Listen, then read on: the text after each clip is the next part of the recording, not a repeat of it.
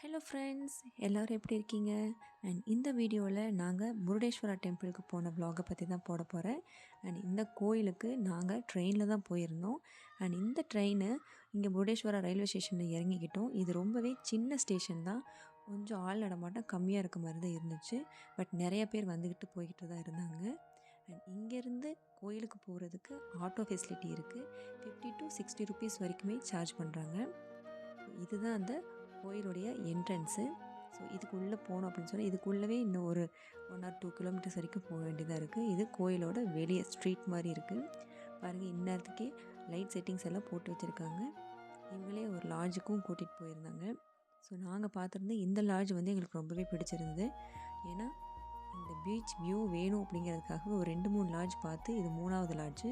So இங்கே வந்து நாங்கள் புக் பண்ணியிருந்த ரூம் பார்த்திங்கன்னா AC room. And AC room வந்து இங்கே இருக்கக்கூடிய ரேஞ்சில் பார்த்தீங்கன்னா 1800 ருபீஸ் வந்து ஸ்டார்ட் ஆகுது. நாங்கள் பார்த்துருந்த இந்த ரூம் பார்த்திங்கன்னா ரொம்ப ஒரு டீசெண்டான ரூமாகவே இருந்துச்சு. நல்லா இருந்தது. வித் ஏசியோட பெட்டு எல்லாமே நல்லா இருந்தது. அண்ட் இங்கேருந்து நாங்கள் பார்க்குற அந்த கோயில், பீச்சு, அந்த பீச்சோட சவுண்டு எல்லாமே சூப்பராக இருந்துச்சு. மற்றபடி பக்கத்தில் வந்து ரொம்ப காஸ்ட்லியாக இருக்கக்கூடிய ஹோட்டல்ஸ் தான் வந்து நிறையா இருக்குது. அண்ட் இங்கே வந்து கொஞ்சம் அஃபோர்டபுளாக இருந்ததுனால நாங்கள் இந்த ரூமை சூஸ் பண்ணிக்கிட்டோம். வெளியே வந்து பாருங்கள் இதோட வியூ வந்து எப்படி இருக்குன்னு சொல்லிட்டு. எனக்கு பார்த்த மற்ற 2 லாட்ஜை விட இந்த லாட்ஜில் நான் பார்த்துருந்த இந்த வியூ வந்து ரொம்பவே பிடிச்சிருந்தது. நீங்களும் பாருங்கள். கோயில் கோபுரம் தெரிஞ்சது, பின்னாடி இருக்கக்கூடிய சிவனும் தெரிஞ்சது. அண்ட் சுற்றி இருக்கக்கூடிய அந்த பீச் வியூவோட அந்த அலையும் வந்து நல்லாவே தெரிஞ்சது. ஸோ அந்த சத்தத்தோடு கேட்குறதுக்கு ரொம்பவே நல்லா இருந்துச்சு. இருந்தாலும் பீச் பக்கத்தில் தங்கியிருக்கோம் அப்படிங்கும்போது ஒரு பயம் இருந்துக்கிட்டே இருந்துச்சு. ஸோ அதுக்குள்ளே நம்ம குளித்து ரெடி ஆகிட்டு கோயிலுக்கு போயிட்டு வந்துடலாம் அப்படின்னு சொல்லிட்டு நாங்கள் குளிக்க ஸ்டார்ட் பண்ணிட்டோம். அண்ட் இதுதான் என்னோடய அவுட்ஃபிட் இன்றைக்கி. ஸோ சாரீ கட்டலான்னு பிளான் பண்ணி சாரீ எடுத்துகிட்டு வந்திருந்தேன். நம்ம ரெடி ஆகிட்டு கோயிலுக்கு போயாச்சு.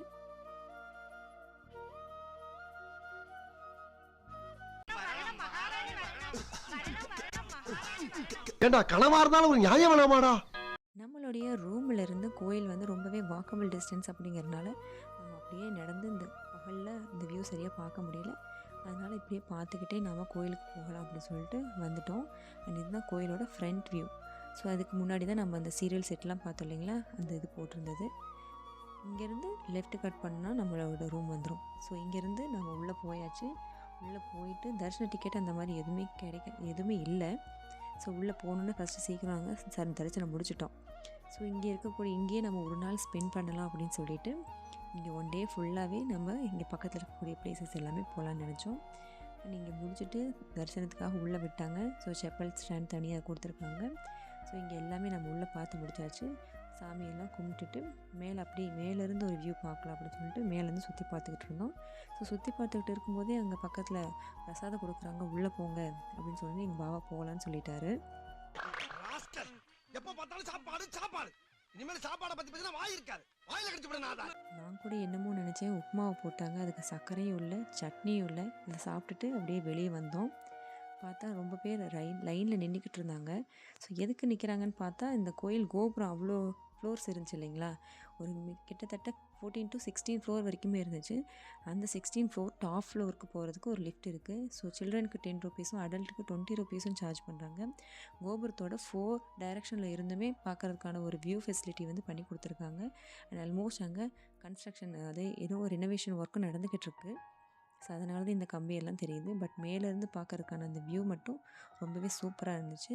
அண்ட் இப்போ நாம் பார்த்துக்கிட்டு இருக்க இந்த சைடு மட்டும்தான் வந்து விளையாடுறதுக்கு அலோவ் பண்ணுறாங்க. இன்னொரு சைடு நான் முன்னாடி காட்டினேன் இல்லைங்களா, அங்கே வந்து ஜஸ்ட்டு ஃபிஷர்மேன் மட்டும் இருக்கிறாங்க. மீன் பிடிக்கிறது எல்லாமே அந்த சைடு நடக்கும். விளையாடுறது எல்லாமே வந்து இந்த சைடு பண்ணுறாங்க. இந்த தரிசனம்லாம் முடிச்சுட்டு நாம் லோக்கலில் ஒரு சைட் சீயிங் ட்ரிப் போயிருந்தோம். ஸோ நாம் தான் போகிறோம் அப்படிங்கிறனால ஒரு இண்டிவிஜுவல் போட் எடுத்துக்கிட்டோம். நாங்கள் 3 பேர் மட்டும்தான் போனோம். என் கூட ஒரு ரைடர் வந்தாங்க, அவர் பேர் சந்துரு. என் பையனுக்கு போட்டில் போகிறோம் அப்படின்னு சொன்னோன்னே ரொம்பவே சந்தோஷம், ரொம்பவே என்ஜாய் பண்ணான். ஸோ நாங்கள் இந்த வீடியோவில் எந்தெந்த ஸ்பாட்டுக்கெலாம் இந்த போட்டில் வந்து இந்த சாராவதி போட் ரைட்டில் நம்ம எந்தெந்த பிளேஸ்லாம் வந்து நமக்கு காமிச்சாங்க அப்படிங்கிறத ஒரு ஃபுல் வீடியோ போட்டிருக்கேன். அந்த வீடியோ லிங்க் கீழே கொடுத்துருக்கேன், போய் பாருங்கள். பஸ்ஸில் என்ன கம்பியை பிடிக்க மாட்டாரோ? இந்த பஸ்ல மட்டும் இல்ல, தமிழ்நாட்டுல எந்த பஸ்ல ஏறினா கூட கம்பியை பிடிக்க மாட்டாரு. கம்பி பிடிக்காம தான் வருவேன் அப்படின்னு சொல்லிட்டு வந்தார். ஸோ அதோட நம்மளோட ட்ரிப் முடிஞ்சு போச்சு, போட் ரைடு. ஸோ முடிச்சுட்டு போய்கிட்டோம். இவர் தான் நம்மளுடைய இந்த ரைட் பண்ண கூட்டிகிட்டு போனவர், சேஃப்டியாக கூட்டிகிட்டு போனாங்க. சரி நம்ம போயிட்டு வரதுக்குள்ளே வந்து நைட் ஆகிடுச்சு. நைட் பார்த்தீங்கன்னா கண்டிப்பாக இந்த லைட் செட்டை பார்க்கணுங்கிறதுக்காகவே நாம் இங்கே ஒன் டே ஸ்டே பண்ணியிருக்கோம். ஸோ நைட் வியூ வந்து எப்படி இருக்குன்னு பாருங்கள். ஒரு ஸ்ட்ரீட் ஃபுல்லாகவே லைட் செட்டிங் பண்ணியிருக்காங்க. ஸோ இதை விட இன்னும் நீங்கள் பீச் சைட்லேருந்து பார்த்தீங்க அப்படின்னு சொன்னால் கோபுரத்தோடையும் அந்த சிவன் சிலை இருக்கு இல்லைங்களா, அது வந்து எப்படி இருக்குன்னு பாருங்கள். லைட் செட்டிங் வந்து உண்மையாகவே சூப்பராக இருந்துச்சு.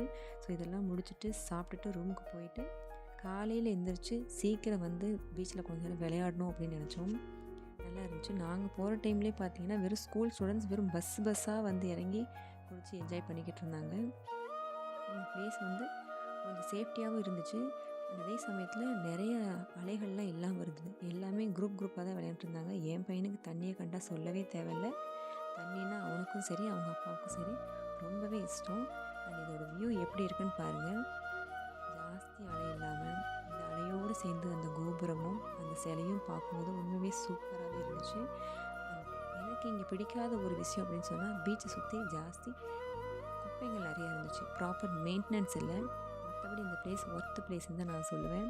ஸோ இது எல்லாத்தையும் முடிச்சுட்டு சரி குளிச்சுட்டு நம்ம சீக்கிரம் இந்த இடத்த விட்டு கிளம்பணும் அப்படின்னு சொல்லிட்டு சீக்கிரமாக நம்ம விளையாண்டு முடித்தோம். ஸோ விளையாண்டு முடிச்சு நம்ம அடுத்து சாப்பிட போகலாம் அப்படின்னு நினச்சிட்ருந்தோம். அண்ட் போகிற வழியில் பார்த்திங்கன்னா ஒரு போட் வந்துச்சு. அது வந்து ஸ்கியூபா டைவிங்க்கு வந்து ஒரு டீமே வந்து கூட்டிகிட்டு போகிறதுக்காக நிறைய சாமான்கள் ஐட்டங்கள் எல்லாமே வந்து நிறச்சிக்கிட்டு இருந்தாங்க.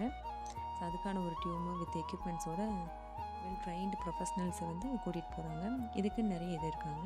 அண்ட் போகிற வழியில் பார்த்திங்கன்னா இங்கே ஒரு ஒட்டகம் நின்றுட்டு இருந்துச்சு. ஸோ எனக்கு அதில் போகணுன்னு ஆசையாக இருந்துச்சு. ஆனால் கொஞ்சம் பயமாகவும் இருந்தது. ஏன்னா வாயில்லா ஜீவனாச்சே. அதுக்கா வாய் இல்ல, ஒவ்வொரு பல்ல அறுமுறைய கட்ட மாதிரி இருக்குது. ரொம்ப ஹைட்டாக இருந்தனால ஒரு மாதிரி தூக்கி போட்டுக்கிட்டே இருந்தது. வாத்தியாரே நான் முன்னாடி போய் கரெக்டா? ஏன் முன்னாடி போய் நீ வேகமா ஓட்ட போறியா? இல்ல வாத்தியாரே பின்னாடி தூக்கி போடுது.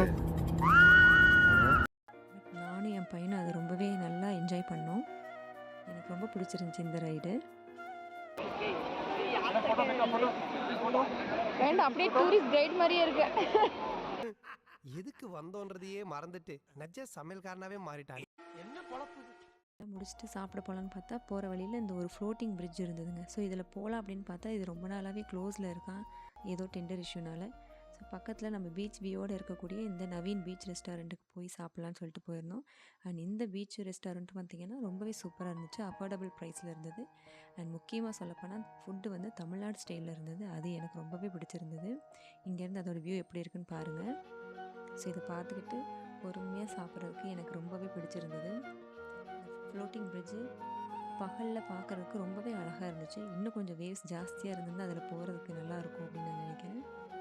ஸோ நாங்கள் சீக்கிரமாக எங்களுக்கு பிடிச்சதை ஆர்டர் பண்ணிவிட்டு பக்கத்தில் அந்த வியூ பார்த்துக்கிட்டே சாப்பிட்டுட்டு கொஞ்சம் நேரம் அங்கேயே டைம் ஸ்பெண்ட் பண்ணிவிட்டு ஜாலியாக என்ஜாய் பண்ணோம் இந்த இடத்த. ஸோ இந்த இடத்த சாப்பிட்டு முடிச்சுட்டு நாங்கள் போய் குளிச்சுட்டு நெக்ஸ்ட் பிளேஸ்க்கு போக வேண்டியது இருந்துச்சு. அதனால் டக்குன்னு சாப்பிட்டுட்டு கிளம்பிட்டோம். என் பையன் எங்கே போனாலுமே பார்த்தீங்கன்னா அவனுக்கு பிடிச்சதுன்னு பார்த்தீங்கன்னா தோசை தான். அவனுக்கு வந்து ரொம்ப பிடிச்ச தோசை. அவருக்கு ஏதோ சௌபாத் உப்புமா பூரி இதெல்லாம் ரொம்ப பிடிக்கும். இதெல்லாம் சாப்பிட்டுட்டு அங்கேருந்து கிளம்பி நாங்கள் நெக்ஸ்ட் பிளேஸ்க்கு வந்துட்டோங்க. இந்த வீடியோ கண்டிப்பாக உங்களுக்கு பிடிச்சிருக்குன்னு நினைக்கிறேன். கண்டிப்பாக நெக்ஸ்ட் வீடியோவில் மீட் பண்ணலாம். பாய். தேங்க்ஸ் ஃபார் வாட்சிங்.